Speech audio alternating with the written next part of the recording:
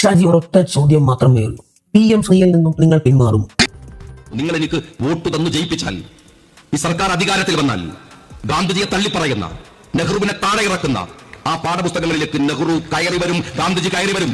CPM-കാര RSS-ഉം നിങ്ങളും തമ്മിൽ ഡീലുണ്ടാക്കിയ PM ശ്രീ എന്ന പദ്ധതി വലിച്ചു ചവറ്റുകൊട്ടയിലേക്ക് ഞങ്ങൾ എറിയും. അല്ല ഷാജി, എനിക്കൊരു സംശയം. ആരാണ് വിദ്യാഭ്യാസ വകുപ്പ് കൈകാര്യം ചെയ്യുന്നത്? നിങ്ങളുടെ പാർട്ടിയല്ലേ? നിങ്ങളുടെ പാർട്ടി UDF-ന്റെ ഭാഗമല്ലേ?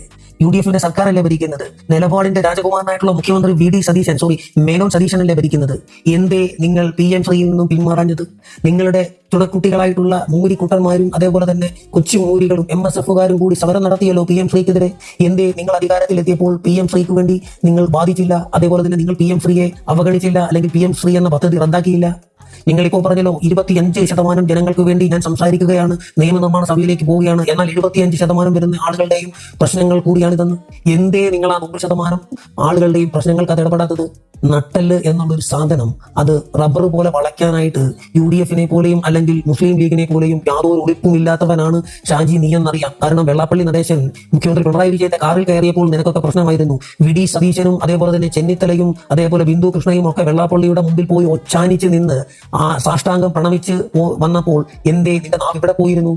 അപ്പോ അവസരത്തിനൊത്ത് അവസരവാദിയാകുന്ന അവസരവാദി ഷാജി, നീ അന്ന് പറഞ്ഞ പ്രസംഗത്തിന്റെ അകത്ത് ലെവലേശമെങ്കിലും നിനക്ക് ഒരു ആത്മാർത്ഥതയുണ്ടായിരുന്നെങ്കിൽ, ആ ജനങ്ങളെ വഞ്ചിക്കില്ല എന്നുള്ള ഉറപ്പ് നിനക്കുണ്ടെങ്കിൽ തീർച്ചയായിട്ടും PM ശ്രീയിൽ നിന്നും നീ പിന്മാറുമോ? അല്ലെങ്കിൽ നീ ഇതേപോലെ വലിയ വാചക കസർത്ത് നടത്തുന്ന പല പ്രസംഗങ്ങളും കേട്ടിട്ടുണ്ട്.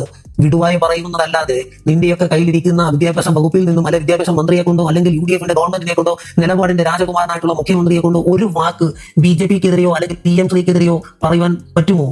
നിന്റെയൊക്കെ ട്രൗസറിന്റെ അകത്ത് മൂത്രം വരും. കാരണം VD സതീശൻ എന്ന് പറയുന്ന അർദ്ധ കോൺഗ്രസും അർദ്ധ RSS-ഉമായിട്ടുള്ള സംഘപരിവാർ അജണ്ട നടപ്പാക്കുന്ന മുഖ്യമന്ത്രിയിൽ നിന്നും ഇതിൽ കൂടുതലൊന്നും ഞങ്ങൾ പ്രതീക്ഷിക്കുന്നില്ല. അതേപോലെ തന്നെ 5500 കോടി രൂപയോളം കേരളത്തിന് കിട്ടേണ്ട വിഹിതം നഷ്ടപ്പെടുത്തി തരാതിരുന്നപ്പോ ഒരക്ഷരം പോലും മിണ്ടാതിരുന്ന RSS-ന് വേണ്ടി വാ തുറക്കാതിരുന്ന നീയൊക്കെയാണോ ഷാജി ഈ പ്രസംഗിക്കുന്നത്? PM ശ്രീക്കെതിരെ ഘോരം പ്രസംഗിച്ച ഒരാളെന്നുള്ള നിലയ്ക്ക് ചോദിക്കുകയാണ്. ഇപ്പോൾ താങ്കളുടെ നിലപാട് എന്തേ അയവ് വന്നത്? മഞ്ഞുകട്ടയായിട്ട് അലിഞ്ഞു പോയോ?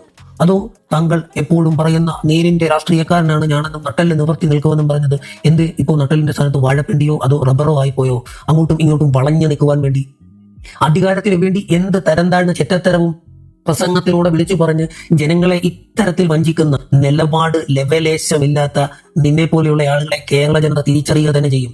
ലേശമെങ്കിലും നീ പറഞ്ഞ് വോട്ട് മേടിച്ച്, അതായത് ഈ PM ശ്രീയുടെ ഉൾപ്പെടെയുള്ള കഥകൾ പറഞ്ഞ് നീ വോട്ട് മേടിച്ച് ജനങ്ങളോട് 10% ആത്മാർത്ഥതയുണ്ടെങ്കിൽ തീർച്ചയായിട്ടും നിന്റെയൊക്കെ പാർട്ടി കൈകാര്യം ചെയ്യുന്ന വിദ്യാഭ്യാസ വകുപ്പിൽ നിന്നും എന്തെങ്കിലും ഒരു മറുപടി, അതായത് PM ശ്രീക്കെതിരെയുള്ള ഒരു മറുപടി അല്ലെങ്കിൽ